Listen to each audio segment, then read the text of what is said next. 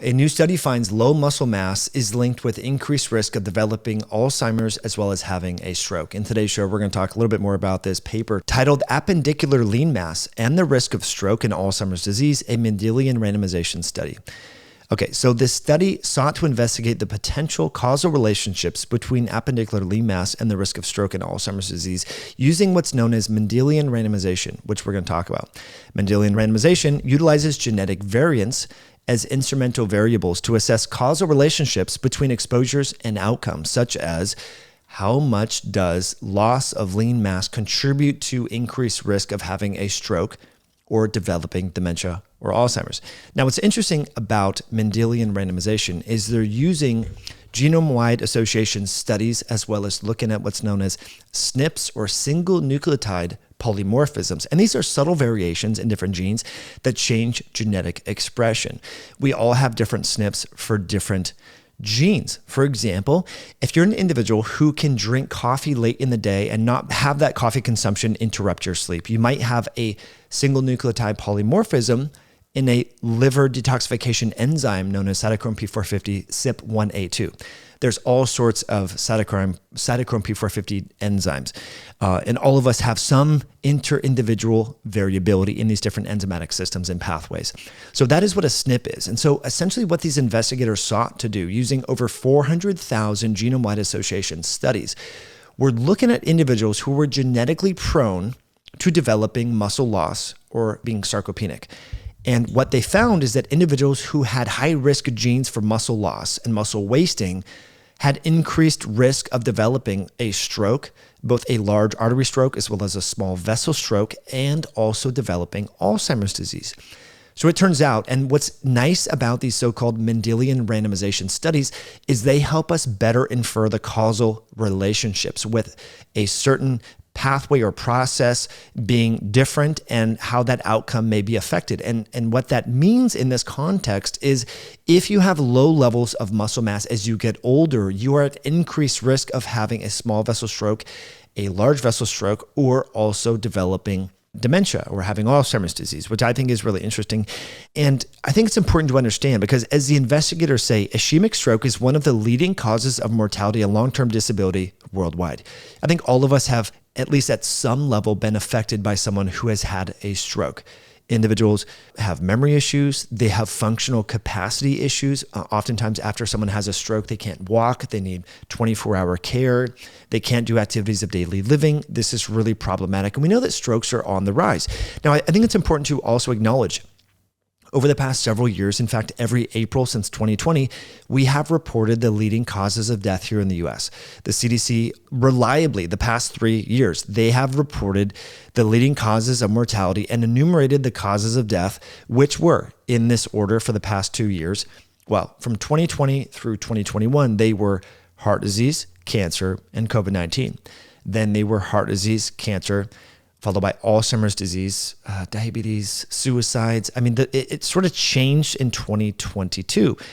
Now it's curious, we're almost into June here in 2024, and we don't yet have the data from 2023, which I think is quite curious. But hopefully we will have that pretty soon. And it's important to acknowledge that 630,000 people die every single year from heart disease. But in that bucket of heart disease, you have ischemic stroke. And so we have a lot of people that are dying from strokes and cerebral infarcts and different challenges within the cerebral vessel system. So when you hear that ischemic stroke is the number one leading cause of mortality as well as long-term disability, that's because so many people are having heart-related issues. And it turns out that muscle mass plays into this because muscle helps with the health of your heart and the endothelial tissue. So this is the functional unit of your cardiovascular system known as the endothelial cell. The more muscle you have and the healthier that muscle is, it's been suggested that that translates into health within the endothelium. So we're going to talk more about that as well as decreasing inflammation and how muscle is anti-inflammatory and exercise supports muscle mass and all that. But at first, I just want to say I really appreciate you all being here. Hopefully you enjoy this content. We're going to dive into this and talk about the studies, the analysis here, as well as associated studies that I think are really interesting. Finding low amounts of muscle mass are linked with increased risk of dying from heart disease, especially in women, and dying of all causes in a subset of Chinese individuals, and more. But since we're talking about muscle, you have to start exercising, my friends. If you're not doing resistance training, you're seriously missing out. Please walk 8,000 steps a minimum per day, because I'll share with you in other videos why that's so protective. But lift weights, do some push-ups, do some air squats, do some deadlifts. And if you're embarking on exercise, you might as well add creatine to your exercise sessions. It really helps with your exercise sessions, getting more return on your exercise investment. We know that creatine helps with cellular energy production. That's what it does. It doesn't stimulate testosterone or androgens. It just helps with your recovery and gives you a little bit more strength and power. Now, it turns out that creatine requires electrolytes to be absorbed properly into your cells. So that's why we over at Myoscience are pairing creatine with electrolytes. There's over 800 reviews over at myoscience.com. You can save with the code podcast on the novel creatine enhanced electrolyte sticks. I will put links in the description below. Again, that URL is myoscience.com. Okay, so how might muscle mass protect against having a stroke or developing dementia? It turns out that increased muscle mass may contribute to protect against silent infarctions within the brain. This relationship between genetically predicted appendicular lean mass and stroke has not been explored yet, the investigators say. In this Mendelian randomization study, we found significant negative associations between appendicular lean mass and risk for having large artery stroke, small vessel stroke, and developing Alzheimer's disease. It may be attributed to chronic low-grade inflammation, they say, which can promote the loss of muscle mass, strength, and function on account of the influences on both muscle protein breakdown and synthesis. Okay, we've talked a lot about this before. This phenomenon known as inflammaging, meaning as you get older, your baseline levels of inflammation increase, and that inflammation, it turns out, can catabolize your skeletal muscle. So a common pro-inflammatory cytokine, one of the first ones that was ever characterized, is known as TNF-alpha. TNF-alpha used to be called, when it was initially discovered, cachectin.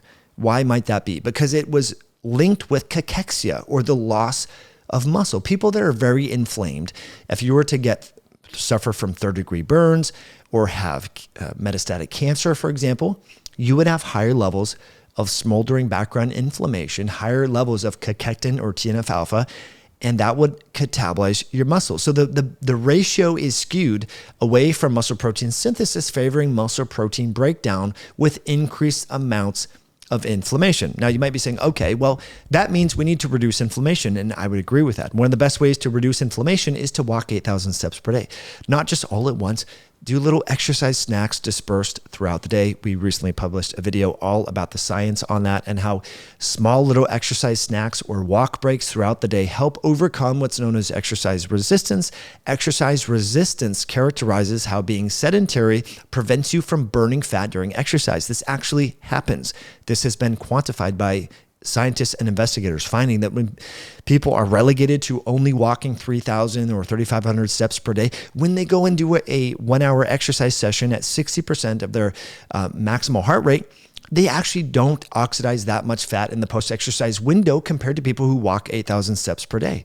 Now, this is very interesting stuff. So the investigators say, what's more, inflammation can mediate aberrant platelet aggregation, which can stick to the surface of endothelial cells and induce local ischemia as well as hypoxia, even resulting in tissue death. Thus, individuals with signs of inflammation or corresponding biomarkers are considered to have an elevated risk of stroke. In addition, it has been reported that there's an inverse association between peripheral lean mass and endothelial dysfunction, suggesting that low appendicular lean mass may play a role in the decline of endothelial function, which we talked about before. Now, I think this is particularly interesting because we know that individuals who are overweight tend to have higher amounts of erectile dysfunction. And we know that erectile dysfunction is a direct reflection of endothelial dysfunction, the health of the endothelium. So it turns out that if you want to have a healthy sex life, especially if you're a male and you get older, you want to maintain healthy levels of muscle tissue. The investigators also say, as we know, endothelial cells play an important role in maintaining vascular homeostasis, and vascular endothelial dysfunction is critically related to the development of cardiovascular diseases, including stroke. Therefore, chronic inflammation and vascular endothelial dysfunction are possible factors associating appendicular lean mass and stroke. Okay, so let's go into the findings of this study. Just so you understand, the findings suggest that genetically determined higher amounts of appendicular lean mass is associated with a lower risk of stroke, supporting a potential protective role of muscle mass against stroke incidence. These results underscore the importance of maintaining muscle mass for overall health, particularly in the relation to stroke prevention, but further research is needed to elucidate the complex interplay between muscle mass and neurodegenerative diseases like Alzheimer's disease. And for details of the study analysis, as I mentioned before, we would talk about this, so here we go. We use genome-wide association studies of appendicular lean mass to identify independent SNPs, single nucleotide polymorphisms. These are subtle variations within genes, which were associated significantly with appendicular lean mass from the UK Biobank dataset involving 450 European ancestry participants. In this genome-wide association study, appendicular lean mass was measured using bioelectrical impedance analysis for the sum of fat-free mass at the arms and legs. A total of 1,059 SNP associations with appendicular lean mass were obtained for the analysis, which explained 15% of the phenotypic variance. Now, for further details, I think it's important that we talk about 3 additional studies. Finding associations with lean mass, muscle strength, quality of life, and all-cause mortality. This was published in the Chinese Medical Journal. Finding that low muscle mass, grip strength, and arm muscle quality are all associated with short-term increase in mortality, indicating the importance of maintaining normal muscle mass, strength, and quality for general Chinese adults. This data set involved 23,000 subjects. Pretty compelling. This was recently published in another metabolic journal titled Comparison of Lean Mass in Women with and Without Heart Disease. If you look at the conclusion of the study, in this group of women, those who reported having a diagnosis of heart disease had significantly less lean mass compared to those without heart disease. This might go back to what we talked about from the appendicular lean mass study. We talked about the endothelial tissue, and we also talked about chronic inflammation. So we have individuals with heart disease that likely have endothelial dysfunction as well as chronic inflammation. A prior diagnosis of heart disease was linked with lesser amounts of lean mass, as well as grip strength. And so sarcopenia was defined by using grip strength hand dynamometers, as well as looking at lean mass indexes and more. And so again, we have endothelial dysfunction, chronic inflammation, and it's linked with low amounts of muscle mass. Okay, so you might be saying, well, what do I do? This is, I think, a really important study that was published in the Advances of Nutrition, part of the American Society for Nutrition in 2023, found that whey protein with vitamin D may help with sarcopenia-related measures. Okay, so it's not just all about protein supplements. I think you should have whole real foods, eggs. I'm a big fan of having the flesh of ruminants, grass-fed beef, for example, lamb, buffalo, bison, things like that. If you like chicken, that's fine. I happen to we have a lot of eggs because we have backyard chickens, and during the spring and summer, they are laying so many eggs. So we're having hard-boiled eggs, scrambled eggs, raw egg yolks. I had 7 raw egg yolks this morning with some whey protein and yogurt. That was my breakfast. Very satiating, a lot of good fat, very filling. So I think protein's important, but it turns out that vitamin D and other micronutrients are very important because vitamin D, as you likely know, helps to decrease inflammation. And so part of the reason why you might lose muscle is not just from insufficient protein or insufficient exercise, it's from inflammation. So we always have to consider, especially as we get older, ways to help to mitigate the inflammatory process in the body and help to ameliorate the inflammaging process. And so vitamin D might be helpful, fish oil might be helpful, having probiotics might be helpful, having fermented foods, getting adequate sleep, getting sunlight, going in nature, exercising, all these things are very helpful. But this was a systematic review and meta-analysis finding that vitamin D, along with whey protein, may help with sarcopenia-related parameters. So eating at least 1 gram of protein per pound of ideal body weight every day, walking at least 8,000 steps per day, interspersed throughout the day, having exercise snacks, going to bed on time, all these things can be very helpful. So I think it's interesting, again, in conclusion, that we have these Mendelian randomization studies that are helping to us better understand the chicken or the egg, these causal relationships with muscle mass and risk for chronic diseases such as memory loss or having a stroke, both large arterial strokes as well as small vessel strokes, which are on the rise, as we well know. So I would love to know what you think of this episode by please sharing this with a friend, leaving a comment over in iTunes or Spotify, and leaving a comment here on YouTube as well. It really goes a long way. I appreciate you tuning to the very end. We will link all the studies that we talked about in the show notes below, and we'll catch you on a future episode down the road.